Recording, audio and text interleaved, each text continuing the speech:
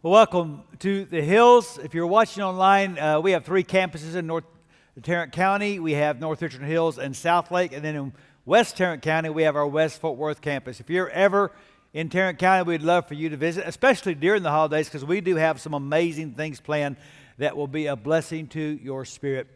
And one of the great things about online service that never ceases to humble me is that every week, Taylor or I get to speak to people in parts of the world we will probably never visit. And I want to do a special thing right now. I know some of you that are watching me, because you email me and let me know, you're serving our country right now in the armed services. And so you're away from your family during the Thanksgiving season in different parts of the world. And so on behalf of all the Hills Church, I just want to say thank you for your service. We love you, and you honor us, so we honor you. So last week we had our harvest offering to continue our Courage campaign. Again, I want to celebrate. We had over $1 million given last week. Can we celebrate that too? Thank you. A little over half of that was people just continuing to fulfill their pledge. The rest were new pledges or people increasing their commitments, which brings us just under $24 million now. So we continue to get closer and closer to our goal. So continue to pray, and I continue to believe God is going to do amazing things because we're a church with courage. I want to talk about courage today. We're in our Unhindered series. We just have today and next week before it's wrapped up. And I want to ask you this question as I launch into my message. Have you ever been on a sinking boat? Because I have. I have two irrational fears. One is snakes. I am irrationally afraid of snakes. Now, I don't hate all snakes. I hate three kinds of snakes. I hate big snakes, I hate little snakes, and I hate sticks that look like snakes.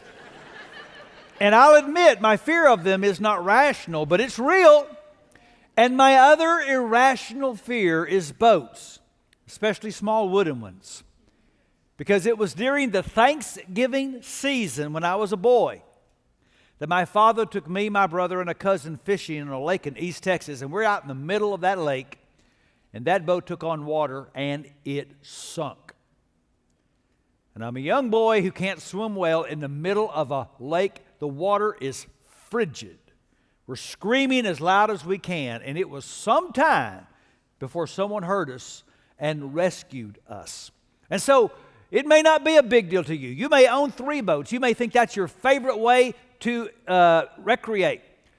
It requires me summoning up more courage than you have to need to get on a little boat in the middle of a big body of water. That may not be your thing, but I'll bet you have had some experience in your past that was traumatic. And it requires courage for you to intentionally put yourself in a position where that thing could happen again. Now, where am I going with this? Well, Paul, in one letter to the church in Corinth, was describing some of the things he had been through as a follower of Jesus. Beatings, imprisonments. And he throws in this little line that we can read too quickly. He says, 3 times I was shipwrecked. I spent a night and day in the open sea. Are you kidding me? You were shipwrecked. You spent an entire night just trying to keep your head above water till you got rescued, and you got on a boat again? And Paul would say, yes, because Jesus was calling me. Paul would say, following Jesus is not for wimps. It takes courage to be faithful. So, we left Paul in prison in Caesarea. He's been there for 2 years because he can't get a fair trial as long as he's in Jewish territory. So he appeals to Caesar. It's his right as a Roman citizen to do so. So in chapter 27, they put Paul on a boat as a prisoner to ship him to Rome. You see, Paul knew he was going to wind up in Rome. because God had told him that. But I think it finally dawns on Paul, I'm going to go there as a prisoner. That whole time he's in prison, I think he's thinking, when is God going to get me out so God can keep his promise and get me to Rome? And it dawns on him, this is what God's going to do. He's going to get me to Rome as a prisoner. So they put him on this boat with some other slaves, some other prisoners. Dr. Luke comes along. They leave in the fall, we know, because Luke mentions the Day of Atonement. Now, back then, you did not sail in the Mediterranean Sea at wintertime. The seas were too rough. So they're trying to get to Rome before it's too late. But they're having trouble. Luke says, we encountered difficult winds and we weren't making much progress or headway. Quick question. Why does God do that? Why does God tell you where he wants you to be and then make it hard to get there? Why does God allow things in your life that are difficulties to arise that keep you from being what you think God wants you to be and do what God wants you to do? Hold on to that question. So they reach the island of Crete. They're behind schedule. There's a little harbor there. Not ideal, but Paul says, we need to stay right here for the winter. Those experienced sailors are not going to listen to the counsel of a chained preacher. So they say, no, we're going to make it to Rome. We think there's still time. They take off the first couple of days. The seas are calm. The wind is favorable. They think they've made a good decision. About day 3, Dr. Luke says, we met a hurricane. We're not talking for a few hours. We're talking for days. We met a storm so fierce, we couldn't do anything about it except try to survive. They pull in the lifeboat. They tie the hull with ropes. They throw cargo overboard. They give up trying to sail that ship. They're just letting it blow wherever the wind wants to take it. And nothing is helping. They're at the complete mercy of the storm. And here's what Dr. Luke says. Chapter 27, verse 20. When neither the sun nor stars appeared for many days, and the storm continued raging, we finally gave up all hope of being saved. The sailors had no hope. The soldiers had no hope. The prisoners certainly had no hope. Only one person on the boat had any hope. After they'd gone a long time without food, Paul stood up before them and said, men, you should have taken my advice not to sail for Crete. Then you would have spared yourself this damage and loss. I love Paul. He's an apostle, but he's just like the rest of us. He got to throw in I told you so every now and then. I told you not to go out here. But he says, now I urge you to keep up your courage because not one of you will be lost. Only the ship will be destroyed. Last night, an angel of the God to whom I belong and whom I serve stood beside me and said, do not be afraid, Paul. You must stand trial before Caesar. And God has graciously given you the lives of all who sail with you. So keep up your courage, men, for I have faith in God that it will happen just as he told me. Nevertheless, we must run aground on some island. So Paul receives this word from God in the midst of the storm. And his application of the revelation was this. We need to keep up our courage. He says it 2 different times. He says to everybody on the boat, don't let what you're going through hinder you from being brave. Here's the whole sermon in one sentence. We need courage to grow through what we go through. Because back to the earlier question, God never promised you smooth sailing. God never said it would be easy to be faithful. You see, a false assumption says if I am obedient, life will be convenient. But in fact, it is being obedient that sometimes makes life harder. It's because Paul was faithful that he has been in prison for 2 years. It's because Paul has been obedient that he's on a ship for 2 weeks lurching so badly he can't keep his food down. See, here's the thing. Most of us have the faith to glorify God when we get where we want to be. But do we have the courage to honor God through all the storms and detours we have to go through before we get there? It's not hard to say hallelujah when you get where you finally want to be. But do you have the courage to say, thank you, Lord, when you're going through the storms on the way there?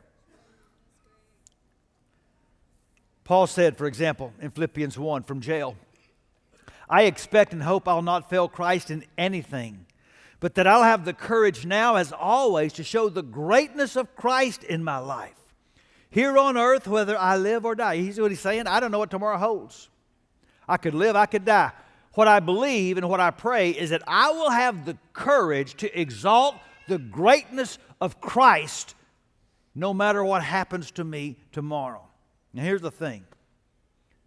You're going to go through some storms. Now some of the storms you're going to go through are going to be because of you. You made some bad choices. Maybe they were dumb. Maybe they were disobedient. And some of the storms you're going to go through are going to be because somebody else made some bad choices.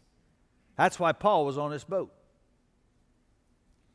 And then sometimes we're going to go through some storms that can't be explained except life is hard. And that's what happens when you're out on the sea. You don't get to choose your storms. You get to decide if you're going to grow through what you go through. Because the surrendered life is going to require unhindered courage. So let's keep reading. Just before dawn, Paul urged them all to eat. For the last 14 days, he said, you've been in constant suspense and have gone without food. You haven't eaten anything. Now I urge you to take some food. You need it to survive. Not one of you will lose a single hair from his head. And after he said this, he took some bread and gave thanks to God in front of them all. And then he broke it and began to eat, and they were all encouraged and ate some food themselves. Okay, let me show you 3 ways Paul is going to show what courage looks like. And here's the first. It takes courage to trust that God is present in your present circumstances. Now, God is always near, but it's not always easy to recognize it. And when the storm is present, it can feel like God is absent. See, every one of us have felt the words in Psalm 10, verse 1. Lord, why are you so far away? Why do you hide when there is trouble? Now, God does not hide, but it can feel like He is. Paul spent 2 years stuck in prison. Where was God? Now he spent 2 weeks being tossed at sea, and it's been at least over a week since he's had a word from the Lord. Do you understand the courage it took to stand up in front of all these people, most of them not believers, and break bread and thank God and declare in the middle of this mess, God is here. To say like the psalmist in Psalm 16:8, I know the Lord is always with me. I will not be shaken, for He is right beside me. He could see God in his present storm. Now, one reason it's hard to see God is because God sometimes chooses to guide our journey through circumstances we didn't see coming.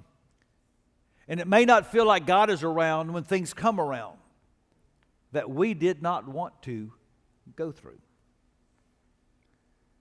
We didn't want to go through miscarriage.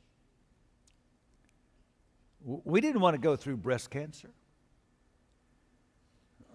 We didn't want to go through downsizing. And we certainly didn't want to go through that awful season of our child's drug addiction. And we prayed. And we asked God to change the circumstance, and the waves just kept coming. It takes courage to believe God is present in my present storm. Tim Keller talks about, as a young man, being in love with a girl that wasn't so much in love with him. And for a solid year, he prayed to God that they would become a couple. He even moved close to her, saying, God, I'm making it easy for you. And it didn't happen, and he can look back now and realize that God knew what he didn't know, that she wasn't the right person for him and his future ministry. And he says, you know what God was trying to tell me? God was trying to tell me, son, whenever a child asks me for something, I'm going to give them not always what they ask for, but what they would ask for if they knew everything I know. You see, the last thing that crew wanted to ask for was a shipwreck. And that's exactly what they needed. So Paul says, we're going to run aground. And sure enough, they started taking soundings, and they were getting closer and closer to land. The soldiers were about to kill all the prisoners. And Paul said, you do that, and we're all going to die. And the captain of the boat said, listen to that guy. And that ship crashed, and every single person, 276, managed to get ashore alive. Let's read what happened next. Once safely on shore, we found out that the island was called Malta. The islanders showed us unusual kindness. They built a fire and welcomed us all because it was raining and cold. Paul gathered a pile of brushwood, and as he put it on the fire, a viper, I can't believe I'm reading about boats and snakes on the same day. So a viper, driven out by the heat, fastened itself on his hand. And when the islanders saw the snake hanging from his hand, they said to each other, this man must be a murderer, for though he escaped from the sea, the goddess Justice has not allowed him to live. But Paul shook the snake off into the fire and suffered no ill effects. The people expected him to swell up or suddenly fall dead, but after waiting a long time and seeing nothing unusual happen to him, they changed their minds and said he was a god. Okay, now if I was Paul, I spent 2 years in jail on a trumped-up charge. I have spent 2 weeks losing my lunch on a storm at sea. I go through a shipwreck. I'm tossed in frigid water. I make it to shore. It's cold. It's raining. I try to build a fire, and a snake bites me on my hand. I'm looking up to heaven saying, seriously? I mean, come on. Because Paul's about to face an even more difficult storm. You see, it takes a lot of courage to find your identity in what God says instead of what others say. Because people are quick to assign reasons why you're going through what you're going through. Have you noticed that? You go through a storm, and other people are quick to say that's why you are dealing with what you're dealing with. Because it is easier to give a label than it is to give a hand. But Paul did not succumb to the fear of the latest public opinion poll. So he's got a snake who evidently had bitten him so hard the fangs were still hanging into his hand. A snake is hanging from his hand. And people are looking at him saying, you're a bad dude. And Paul looked back and said, haters going to hate, hate, hate, hate, hate. You got to shake it off. Shake it off. By the way, that became the words to a popular hymn. Because here's the thing. People are fickle. One day you're a murderer. One day you're a god. One day you're awesome. The next day you're nobody. God is not fickle. God is faithful. But it takes courage to let God define who you are. There's always other voices. The culture is going to say to the young single, there's no way you could possibly be living a fulfilled life unless you're sexually active. God says, your body was made for me, and your highest joy is in intimacy with me. And it takes courage to listen to God instead of other voices. The culture says your self-worth is determined by your net worth. So hoard and acquire and work too much. And God says you're an eternal creation. You're built to last forever. So why do you want to spend the life I give you focused on that which won't survive the coming fire? But it takes courage to let God decide who you are. I know this because every preacher struggles with approval addiction. Because every sermon gets the emails or the letters or the phone calls of what people did like or what they didn't like. It takes courage to be a preacher. I mentioned to you that next spring I'm going to do a series on the gospel and race, and we're going to say some hard things. And people have been praying for me. Oh, Pastor Rick, I'm praying that people won't get mad when you preach. Don't pray that. Don't pray that people won't get mad when I preach. Pray that I'll have the courage to be bold and speak the truth, whether they get mad or not. Because the goal of the sermon is not to see how many likes you get. It is to call people to be like Jesus. One of my life verses is Galatians 1:10. I'm not trying to win the approval of people, but of God. If pleasing people were my goal, I would not be Christ's servant. Let me tell you, you're not going to face a battle more hard or difficult than this one. To defeat the pull to succumb to approval addiction and to find your identity in what God says instead of what everybody else is saying. And that's why one of my favorite stories I haven't told in a long time is about a missionary named Milton Cunningham. He was on furlough back in the States, flying from Atlanta to Dallas-Fort Worth. He sits in his seat, and next to him is a young girl who has Down's syndrome. In just a moment, she says, "Mister, did you brush your teeth this morning?" He said, "Yes, honey, I did." "That's good. You should do that every day." A moment later, "Mister, do you smoke?" "No, I don't smoke." "That's good, because if you smoke, you will die." And then a moment later, "Mister, do you love Jesus?" "Oh, yes, I love Jesus very much." "Oh, that's good. Everyone should love Jesus." Plane's about to take off. Businessman comes in, sits down on the other side of Milton, gets out the book, puts on the whole vibe of "I'm busy, I'm important, don't bother me." They take off. Milton feels a tug on his sleeve. "Ask him if he brushed his teeth this morning." And so he did, and the man surmised the situation and nodded, and Milton thought, "Oh, I know where this is going."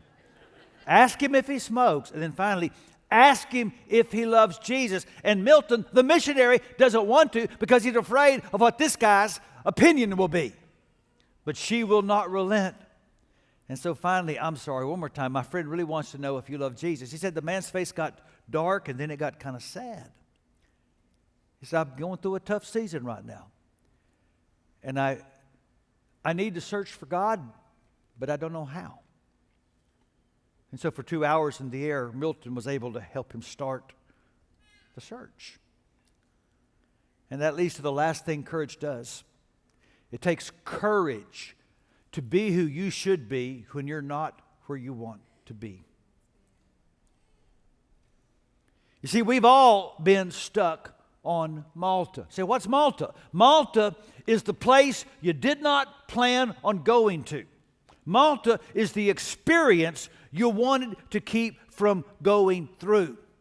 And you may not be responsible for where you are, but you are responsible for what you do there. Paul wasn't planning on Malta. That wasn't on his preferred itinerary. He wanted to get to Rome. So what do you do when you're where you didn't want to be? Let's keep reading. There was an estate nearby that belonged to Publius, the chief official of the island. He welcomed us to his home and showed us generous hospitality for 3 days. His father was sick in bed, suffering from fever and dysentery. And Paul went in to see him, and after prayer placed his hands on him and healed him. And when this had happened, the rest of the sick on the island came and were cured. They honored us in many ways, and when we were ready to sail, they furnished us with the supplies we needed. You see, when the storm comes and it blows you to the place you didn't want to be, you can pout, you can whine, or you can ask, "Who can I bless here? Who can I help heal here? How can God use me here in this place I wasn't planning to be?" Because divine detours always lead to ministry opportunities. Just because you didn't plan on it doesn't mean it cannot fit inside the plan of God. Paul, for example, remember what he's told the Galatian church in chapter 4? You remember it was because of an illness that I came to you the first time preaching the good news. Paul wasn't even planning to stop there. He got sick. But he was who he was supposed to be in the place he wasn't planning to be, and a church was planted, and a letter was written that's blessing us all today. You see, getting where you want to go is not as important as being who you ought to be where you are. Corrie ten Boom and her sister Betsy were assigned to the hideous and horrible Ravensbrück slave labor camp by the Nazis. Somehow they were able to smuggle in a Bible in their barracks, which was infested with fleas. And reading the Bible, Betsy says, Corrie, we should thank God in all things, so we're going to thank Him for being in this place. And Corrie said, no way, not going to thank God for fleas. And Betsy said, yes, we're going to be obedient. And they did. And they started a Bible study in that barracks, and it never got interrupted by the guards. And some of the women came to faith. In fact, they noticed none of the women in this barracks was ever sexually assaulted by the guards. And they found out later it was because of the fleas. So when you are where you didn't want to be, you ask God, what do you want me to do? Because God doesn't edit your itinerary for your pleasure, but for His purposes. And so let me tell one of my plain stories. Some years ago, I spoke in the western part of our country. I was flying back. I had an afternoon flight. I wanted to get back because that evening there was activity here at church, and I wanted to see my family. And my flight got canceled. There were other delays. And I finally was able to get on a very late flight that was very crowded, so I couldn't sit in the seat I normally reserved to sit in. It was very frustrating. I take my place. I get out a book. I'm wearing a suit because that's what I had to wear for the event I spoke at. A lady comes and sits beside me. The plane takes off, and she turns after a couple of minutes and says, excuse me, but are you a lawyer? And I thought to myself, I don't even know you. Why are you insulting me? And no, I said, no, I'm a minister. She started to cry. And through her tears, she finally told me that 3 weeks earlier, her teenage daughter had been killed in a four-wheeler accident. Her husband, completely unable to cope, just shut down, picked up his gun and said, I'm going hunting. He'd been off in some wilderness in the western part of our country. She finally got on a plane to go join him at camp to try to connect, and it went awful. Her daughter's gone, her marriage is crumbling, and she's flying home. And I realized I was supposed to sit in this seat. And we spent a couple of hours. She wasn't a believer, but I told her some good news. I was able to pray with her and give her the name of some counselors that she could call that I knew could help her. Now, I don't think God put me in that chair because I'm a minister. I think He put me there because I was the closest Christian available. Next time it's going to be you. Here's what I believe. God looks at the broken world and He sees His lost kids in pain. And so He says, where's one of my saved kids? And how can I detour them so that their lives will intersect? And so next time, it's going to be you. That shipwreck you didn't want is going to take you where God needs you. Because wrecks become revivals. And that's why we ask for the courage to get back on the boat. You see, what you go through is not just about you. Remember that. That angel said to Paul this amazing thing. God has given you, He's graciously given you the lives of all that sail with you.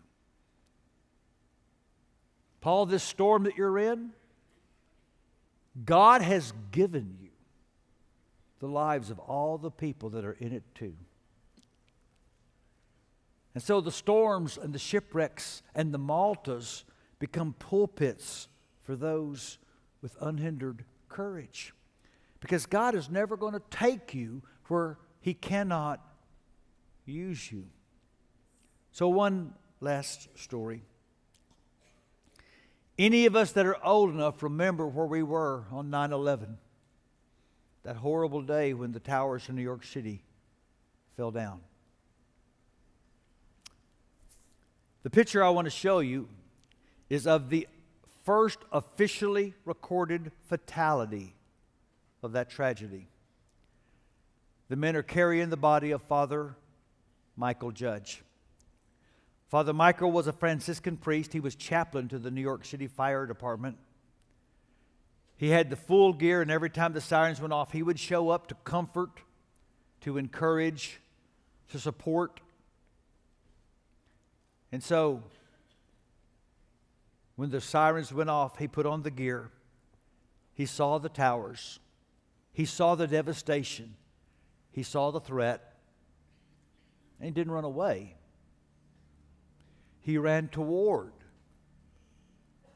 the last place anybody would want to be. They found in his wallet a prayer he had written. It's now known as Father Michael's Prayer. It has these words: Lord, take me where you want me to go. Let me meet who you want me to meet. Tell me what you want me to say, and keep me out of your way. So what's the boat you don't want to get on? What's the storm you are tired of going through? Where's the Malta you hope God doesn't send you to? What we need is courage to say yes to God's itinerary. So everyone bow your head, please. I'll finish the prayer, but I want you to start. I want you to identify some part of your life right now for it to be God's person in that moment or spot or place. You need more courage. Ask for it.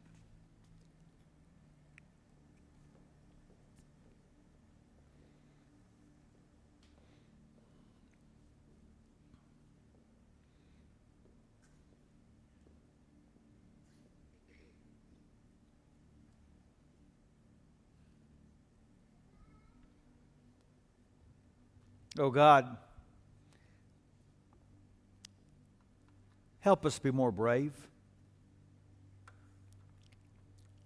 When it's hard to see or sense your presence, give us the courage to believe. When there are so many voices telling us who we are, give us the courage to listen to you.